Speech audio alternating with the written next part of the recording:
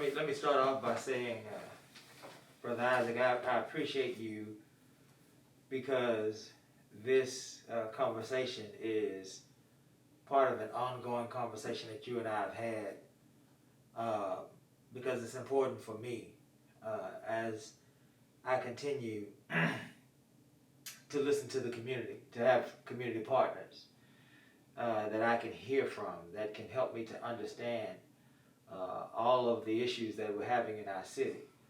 And I want to say I appreciate you because you've stepped forward and you've extended your hand, you've extended your ear. And so we've had tremendous dialogue.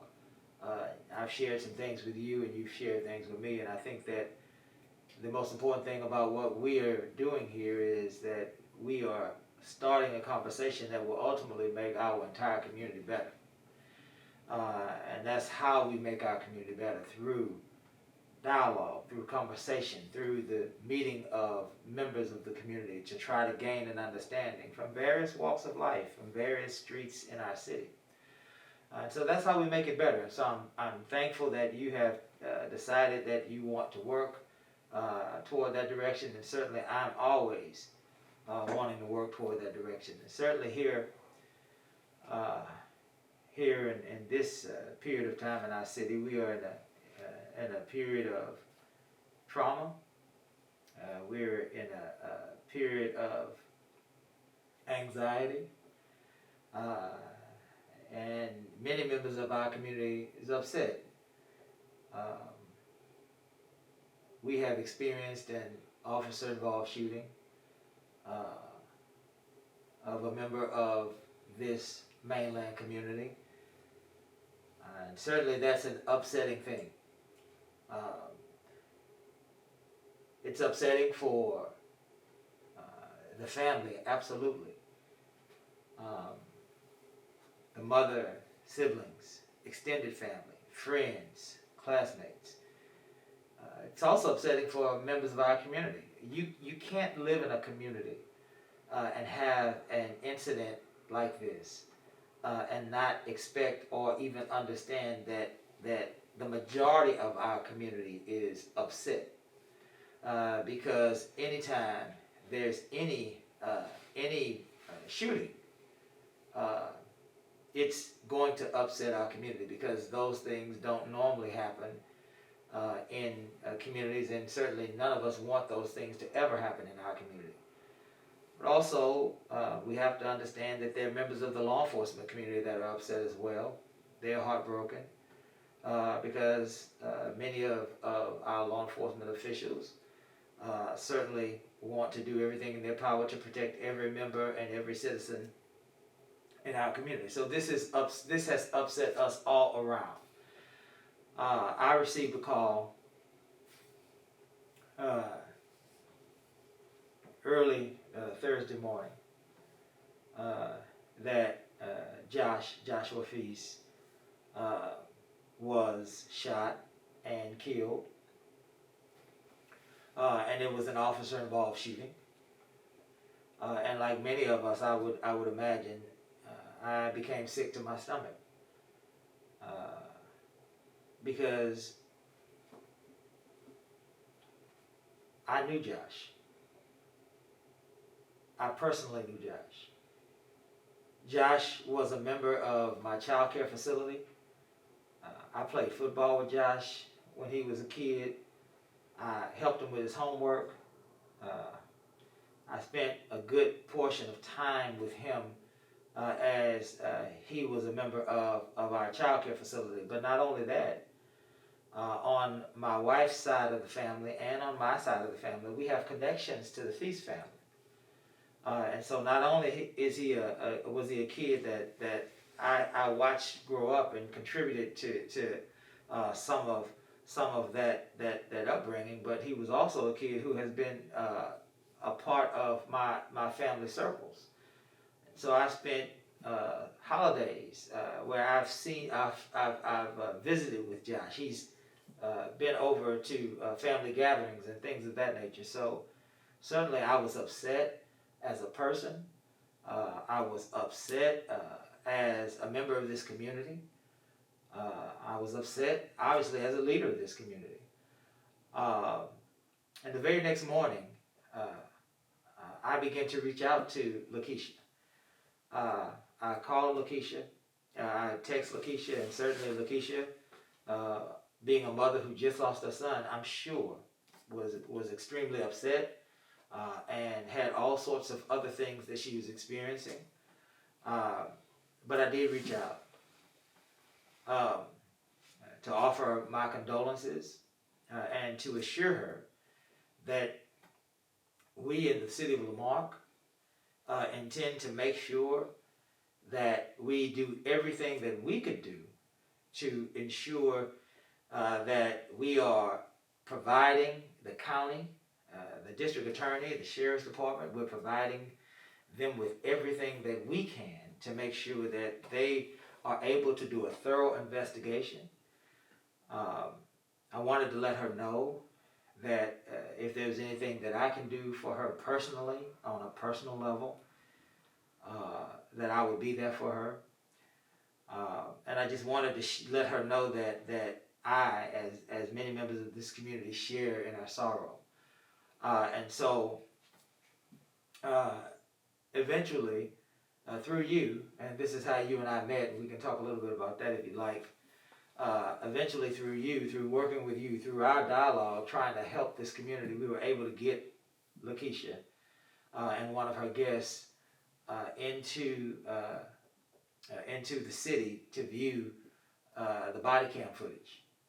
We wanted to do that because we wanted to have compassion on her because we did not want to release this body cam footage without the mother, without Josh's mother having an opportunity to view it in her own way and process it as best as she could before the public at large would be able to view it. Like I said again, I thank you, Isaac, for helping me to make that connection. And since then, let me say, you and I have had several conversations, and I've suggested to you that I am willing to speak with you anytime that you like. I'm willing to speak with any member of our community. I'm willing to ask any questions that answer any questions that I can answer. There are certain things, obviously, because there's an investigation that I can't answer. There are certain legal questions that I can't answer. But those things that I can help with, I'd be willing to share with any member of our community. And so here we are tonight, just recapping for people who might be interested in where my feeling is and where my heart is. Recapping some of those things that we talked about so that we can kind of share this with the community in hopes that we might be able to get them to understand that as a community, the entire community is hurting, even members of city government are hurting. Yeah. Yeah. I'll just give just a little bit, on my side and how we got together as being, somebody who's just overall interested in justice. I think when I heard about the shooting, it sparked something in me to do what I can to find out more about what happened. And like you said, I think it happened on a Wednesday. I believe I found out about it on a Friday, I think it was. And that Monday morning, I went to the police station to see, if I could find out for myself about the body cam footage, and it wasn't a good experience. I felt like, I guess because it was what it was, that may not have been, I didn't know what to expect, but I just knew that I wanted to find out what I could about the body cam footage, and didn't get anywhere when I went to the police station, but that was the initial, action that kind of, brought us together, in a sense. So, that initial action just kind of set this whole thing, in motion. And I believe it was a Monday, and we dialogued quite a bit that Monday and Tuesday.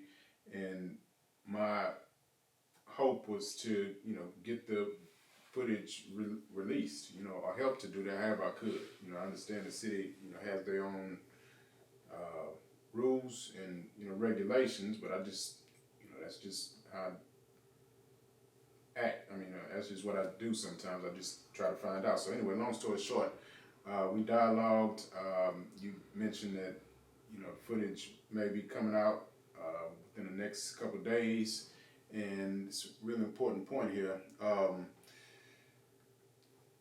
When that point came, to release the footage, you stated that the footage would not be released on the day that we had talked about. And, from that point, it was, my thought was that, okay, well, we establishing this dialogue and we, establishing this trust, and things didn't happen, as they were stated, but, the breakdown it wasn't a breakdown in communication. We came back and my idea was like, okay, well, if we're doing this, if we're trying to establish something here, I think, a compromise will be to at least get in and, get help the mother see the footage, on that day. And that happened, so again, the action, the initial action just kind of led to, just a continual, talk and conversation. Long story short, they were able to see the footage, and, tensions are high. Like you said, so many things could be going through, people's minds when they see the footage. So, emotions are high. We understand that. But,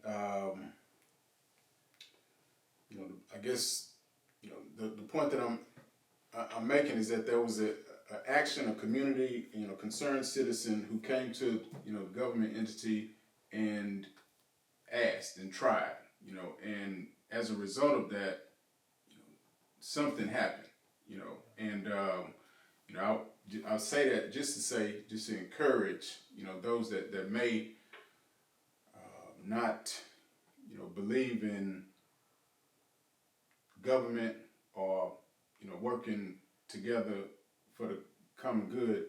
There are things that you can do to, to get the desired outcome that you, hope for. Yeah. Let me say this. As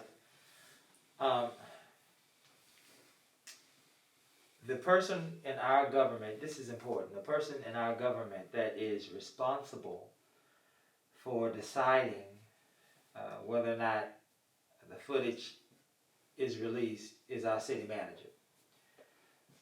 Ultimately, he is responsible. I wanted to say that because I wanted to clear that up, because a lot of folks who I've talked to on the phone and who I've met in coffee shops about this incident, and I've met with a lot of people, many of them believe that I or we as a council have the power to cause for the body cam footage to be released, and we do not. That is the responsibility and the authority of the city manager. Now, let me say this about that. The city manager has his processes on how he goes about making those decisions, and I believe that he is just as willing to have conversations with the community as I am. But I will say this, in speaking with him, I believe the initial date that the footage was supposed to be released, I believe there may have been some thought that it would have been insensitive to Lakeisha, because it fell between the vigil and the funeral. And so we looked at that, and he made the determination that he did not want to be insensitive to the family, to what they were about to go through. And so what that left us with was an opportunity, if Lakeisha would have taken it, and she did come. for her to have some personal time to be able to go through that experience. And so that's what happens when we work together as a community. When the elected officials work with members of the community, when we are able to understand the issues, and when we're able to look together at the opportunities, we can make progress. But that's a partnership that has to continue not only to be formed and fostered, but that's a partnership that has to continue to move through extremely difficult times as these. And the way that communities get through times as difficult as these is through dialogue and commitment and partnership. And so, again, I'm glad that we were able to make that something that Lakeisha was able to experience and as best as we possibly could. And I'm glad, again, Isaac, for you and for your work on making sure that she had that opportunity. Right, and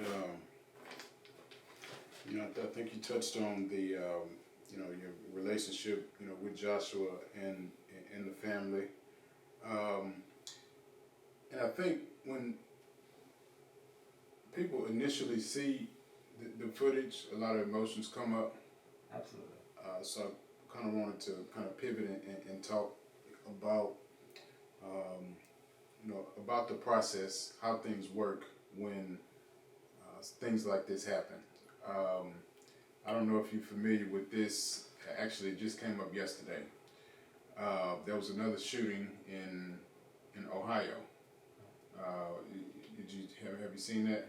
I have not had a chance to see that yet. Okay. I'm sorry. Yeah. Basically similar. It's fairly similar in that the interaction with the person was very short before he got shot. There's another black man that got shot and killed by an officer, and it was within a few seconds of encounter. The officer shot the man, and he ended up dying. Now, in this case, the mayor immediately called for the resignation of the officer. And in talking to you and other city officials, it seems that it was kind of the investigation was taken from the city and given to the county, and from what I'm hearing, it kind of binded your response.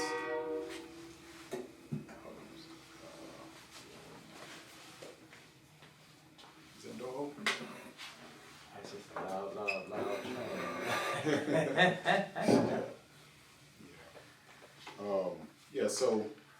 So from a process standpoint, some people will say, hey, well, in this case, the mayor here, immediately called for the resignation of this officer. And that looks a little bit different, in this case. So, what do you say to that? Well, I'd say that one of the things that we have to understand about different states and different governments is that different states have different rules, and different municipalities, different cities have different rules and different processes. I'm not familiar with the case that you just mentioned. I'm not familiar with their policies or procedures. So I can't really say what that was about because I simply don't know. But what I can say is that in our city government, in the city of Lamarque, we have a council manager form of government, which means that our city manager is the CEO of our city. And he does the hiring and the firing of the vast majority of city employees outside of the scope of city council.